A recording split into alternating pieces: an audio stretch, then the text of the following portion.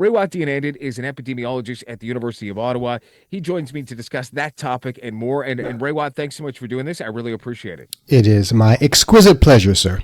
Well, and I mentioned this when I reached out to you as well, and I'll double this message for listeners as well. I am sorry for pulling us back into the dark times, but I do think that it's kind of important to kind of look back at what happened and examine, should we be ready for this if it were to happen again? And I know you have a unique perspective on this, obviously, with the work that you do, but do you remember back then, Ray, when was kind of the first moment that you realized that, oh my gosh, like this is an issue that's going to affect us here in Canada, but not the world, a huge issue here? I've told the story many times. It was early 2020, and my wife slash girlfriend was pregnant. It's the same woman, by the way, not two different women.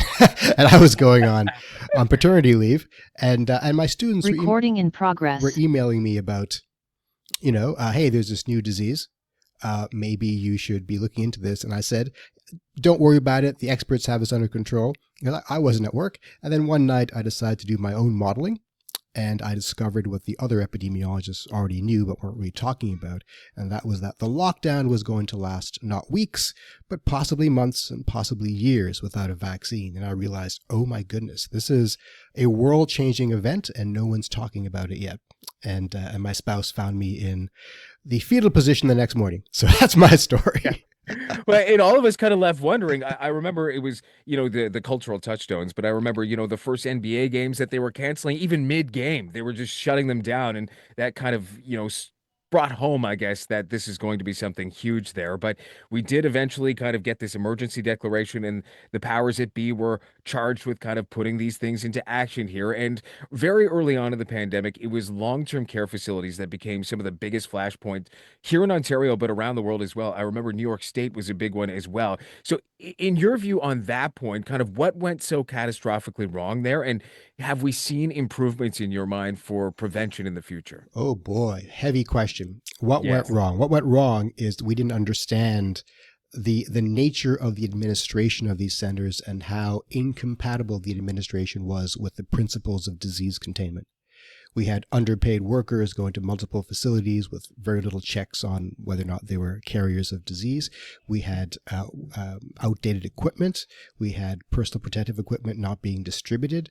And we had a distinction between the private facilities and the public facilities and so on.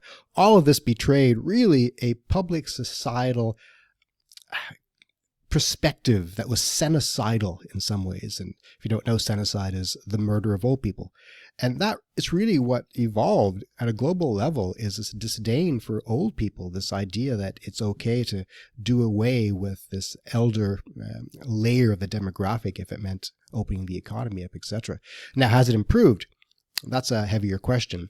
I was involved with a series of court cases as this all unfolded, with people investigating how liable some of these facilities are and were. And some were clearly more liable than others. Has it improved? I don't think it has improved, frankly. I don't think the funding and the attention has been placed on the quality of long-term care centers. And frankly, as our society ages further, this is going to be a deepening problem. And as you kind of point out, there was legislation that introduced new rules, but enforcement capacity, there's still the ongoing staff pressures that have continued. So it sounds like you still think this is a vulnerability for us at this point. We have many vulnerabilities, and this is one of them. Yeah. Canada's new pandemic preparedness plan, planning ahead of this was also another kind of pinch point here. This new federal plan, not expected to be completed until at some point this year, they're saying 2026, 2027 now. Is that an acceptable time frame to you, given what we've kind of gone through? And what would a plan look like in your mind, a resilient plan look like in your mind? Yeah, I was not consulted on this, unsurprisingly. I think the time frame's okay, considering at least they're doing it, and they're going to have something done at the end of this year, one hopes. It should look like, A, you've got to stockpile vaccines and PPE, personal protective equipment. B, you've got to have sufficient training. C, you have to have a response program involving, restrictions, lockdowns, economic closures, etc., that are tied to overt and understandable metrics, so things aren't made up on the spot. And most importantly, you need data. So we have dismantled our data collection paradigm in an extraordinary manner in the last few years. What we know about COVID today, for example, is a fraction of what we knew about it a few years ago with respect to actual cases and deaths and so on, because the surveillance apparatus has been dismantled. We've pulled money out of wastewater surveillance, for example. So I hope there's going to be a refocus on data collection and as well communication between various institutions. And I suspect that's what they're going to focus on, because that's what governments tend to do well, is try to fix the administrative angle, not necessarily the response angle. And that would be the hope as well. But as you kind of point out, I think it was the 2022 budget. It phased out emergency stockpile funding after, I believe it was 2023. Surveillance funding for PHAC and others is kind of declining It's right now. crazy. Is that still kind of a touchy issue right now, even if Yes. this is going to be included in that plan? Look, I mean, if you look at the global cases of COVID right now, you've got like 50,000 cases globally per month. The official word is like maybe 500,000 to 700,000 per year. But epidemiologists really think it's probably in the tens of millions, because we have underreporting and no infrastructure anymore for collecting that data and doing strategic testing. So we have this huge gap between what is reported and what is suspected, because we have dismantled the surveillance apparatus. And this is quite troubling as we look at, new pandemics coming down the pipeline, avian flu, for example, and anything new that might be manifesting in a novel fashion. So I think it does a great disservice to dismantle existing apparatus for the sake of short-term budgetary gain, when in fact, the long term, it's going to be an economic plus to build this infrastructure. Just another one on data as well, because coordination between the federal government and the provinces and other territories as well, it was kind of, I will say, notoriously fractured during the pandemic as well. There was different restriction levels, different data systems, different messaging. Have you seen any evidence that that has genuinely improved, at least our data sharing in that aspect and our coordination? Hasn't improved, but the conversations around improvement are happening. I've been involved in a few committees talking about how to improve it. So definitely this is something on the radar of all the people who matter. Actual action being taken, that's another matter entirely. There are platforms being developed. All of this tends to be a software issue. There's going to be public-private partnerships evolving from all of this. So the short answer is yes, there is improvement in the sense that attention is being paid to it. The long answer is no, because there's still the momentum, the inertia of administrative forces that are slowly getting their act together. I'm noticing a pattern here. But one of the other things that I mentioned off the top as well is, pharmaceutical capacity, things like biomanufacturing as well. We were very light at the start of this. And in particular, Canada doesn't produce a lot of the drugs that people will take here in the country as well.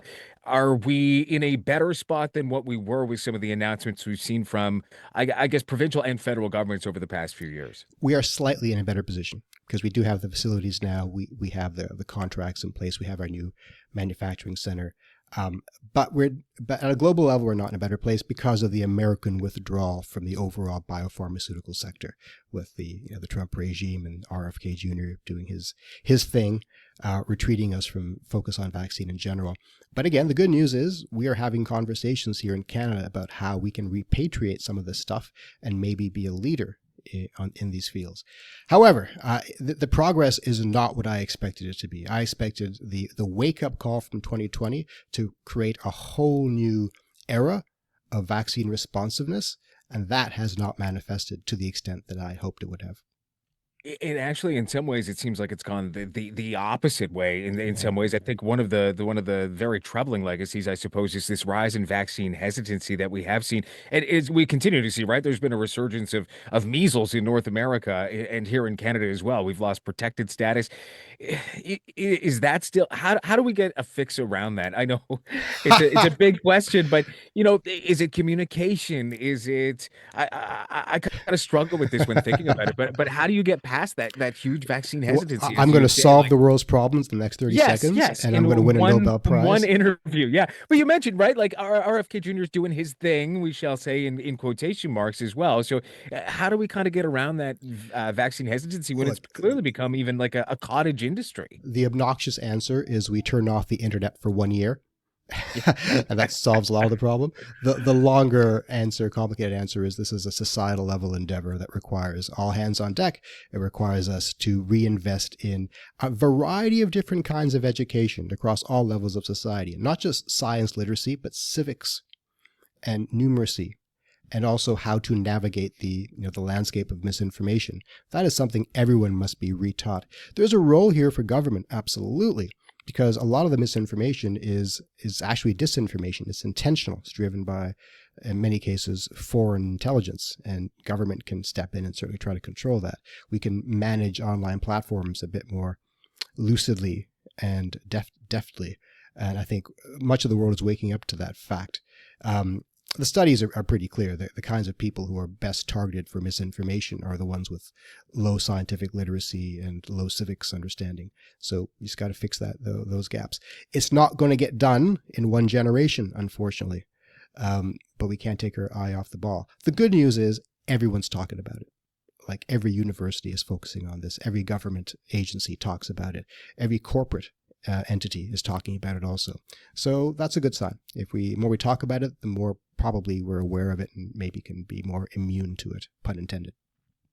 And it seems, communication seems to be at the forefront. And this is not necessarily to throw shade at everyone. I mean, you're obviously a deft science communicator, Raywat. You're able to kind Bless of you. talk about things in this. Yeah, yeah. It's throwing you a bone, I guess. But the idea of not everybody has those communication skills, and particularly we saw some struggle with communications in government. We shall say, is that part of this? Is kind of improving how we communicate these issues with the public? 100%. And again, this is something that we, as in those of us who work in this field, are very much focused on. I have a graduate course for my health sciences students on how to communicate now. And a lot of people have those courses. We have institutes being popped up everywhere about how to do this. I was part of a WHO group talking about how to better do what's called knowledge translation, which essentially is talking to people. So everyone's looking at it, and it is a priority for most people. There is no obvious solution. I mean, there are a variety of models for how to talk to the public. The most common one is what we call the knowledge deficit model, which is the assumption that people just haven't got an understanding, and if you give them the information, they'll do what's right. That's not true. I think what we're waking up to is the fact that people are motivated by stories, by narratives, by experiences, and not by data. And that's something scientists have to get through their heads. Nobody cares about your numbers. They care about your stories. No, it's very, very, yeah, it just hits home, obviously, in terms of what we've kind of gone through as well. Well, two things. I got two things left. The idea of you mentioned H5N1 earlier on in this. Is that kind of the next thing that, not to say that there's a pandemic around the corner, but is that kind of the next thing that scientists are kind of watching right now to see how that evolves here? It's something we've always been watching. It's something we've been afraid of for decades.